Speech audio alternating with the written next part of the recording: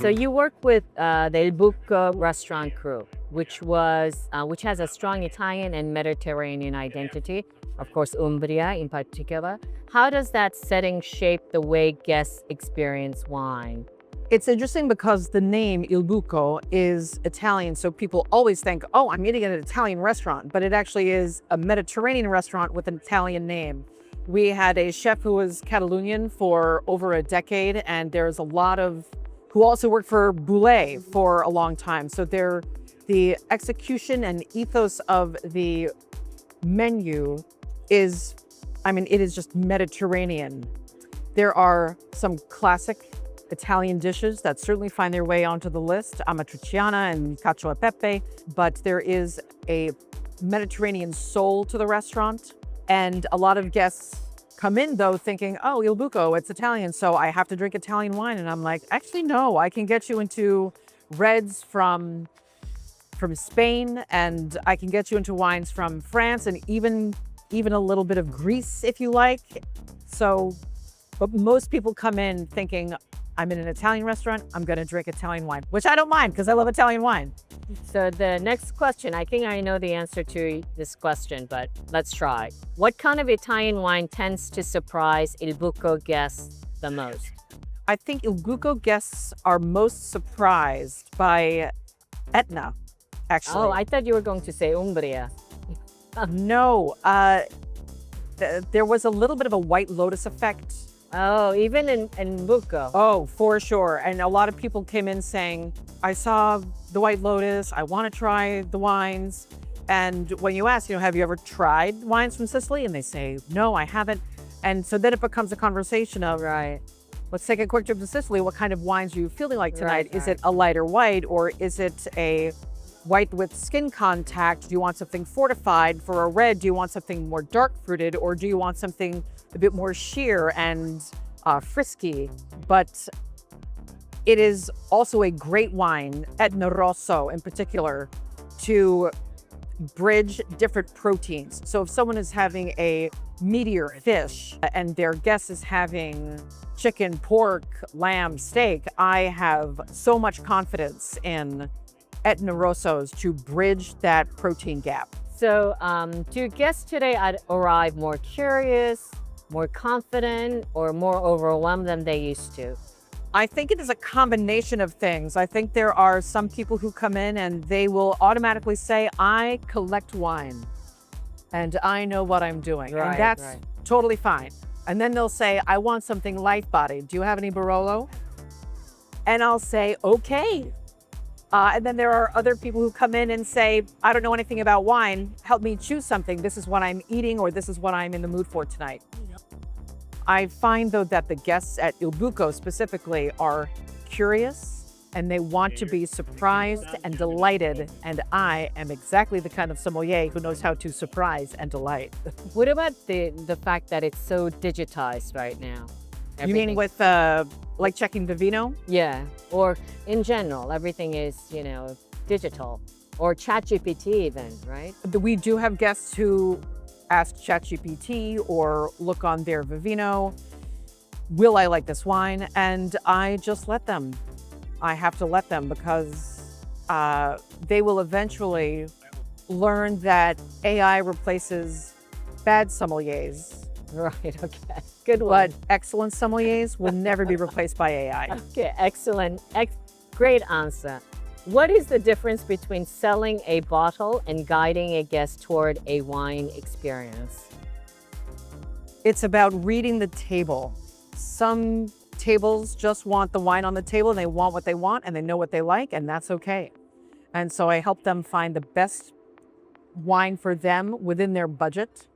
And it's when people show curiosity and interest that we get to have a lively conversation, and where they ask me questions and I ask them questions, and we find a style, a region, a grape variety that will surprise and delight them. They might say, we're celebrating tonight and we went to Rome for our honeymoon.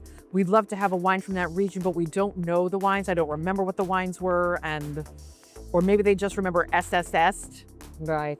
And so I might say, could I lead you towards a lightly skin macerated white that's made by nuns, the Suore Cistercensi, and get them into something that, and I visited them so I could share with them my experience and envelop them, embrace them into what I've experienced so that it changes it enhances their experience of the wine and of their dinner. So, and how do you balance the romance of Italian wine with the practical reality of a busy, busy restaurant floor? It's about speed and accuracy. And speed and accuracy comes from theoretical knowledge, a lot of tasting knowledge, vocabulary, being able to communicate the story of the place, whether that is the region, appellation, or the winemaker, and weave in key points that I think are relevant to the questions that they're asking, and talk about the wine in a way that makes them feel comfortable and like they understand what it is that they're getting. Okay. Next question. What is your favorite kind of table to serve? Oh, people who close the list and say, this is what You I'm in do the mood. You do you, anything up to, and they name their price. Right. Okay. And what is the most common wine fear you see in guests? And how do you get them past it in some way? I think the biggest wine fear that people have is looking stupid. And nobody wants to look stupid. And I can read them very quickly and say, I don't know everything either, but I know a lot, and let me share with you what I know. And this is what this wine is like, and this is what it'll taste like. If you like this, then you'll like that. And if I can find what it is that they prefer, then I can say, oh, if you like this, I think you like this because, and fluff it up a little bit so that they feel more comfortable asking questions and more comfortable in their dining experience, because I know that they'll be dropping anywhere between $100 and $200 per person. And that's a lot of money to spend in 2 hours. So what do you hope people take away from your work as Lupersom? I hope what people take away from Lupersom is that they can ask me anything and no question about wine. I'm gonna get choked up because I know what it feels like to feel stupid and not know.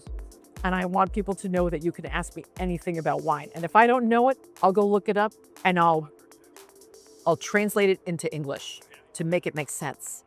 I think that being a VIA ambassador now, it lights a fire under my tush to learn more, go deeper, and absorb everything I can about Italian wine, all Italian wine, and then become the conduit to make it make sense and make it more joyful and approachable to everyone who is not a VIA ambassador.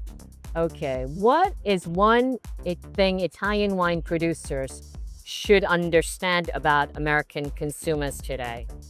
Well, maybe there are a lot of things, but wow, there are a lot of things that Italian wine producers do not understand, but it would be very helpful if they understood it more. It takes a while, not just a quarter, for wine to get legs in the United States.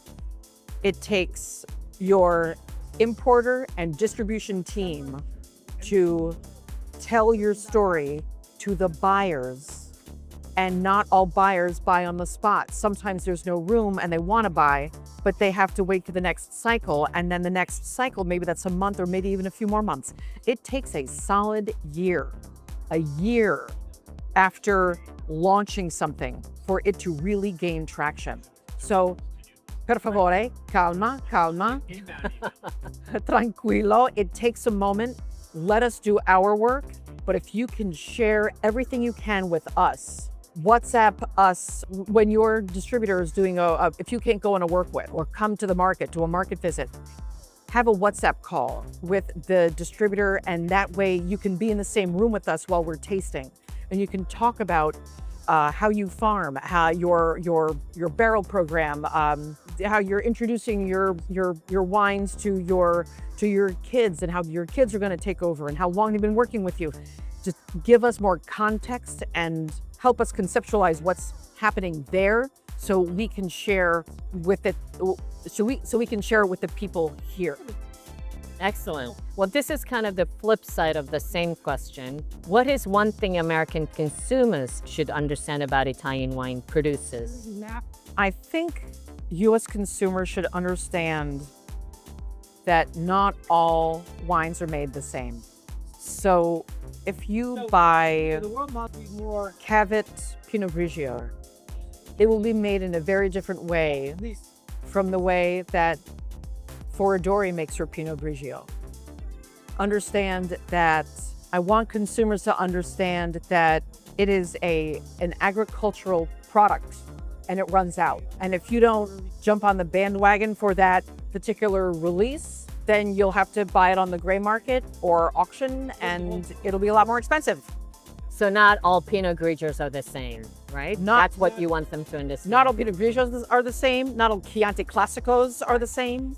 Not all Barolo are the same. I mean, you can get, I'm not going to name names, but you can get a co-op Barolo or you can get an artisanal Barolo.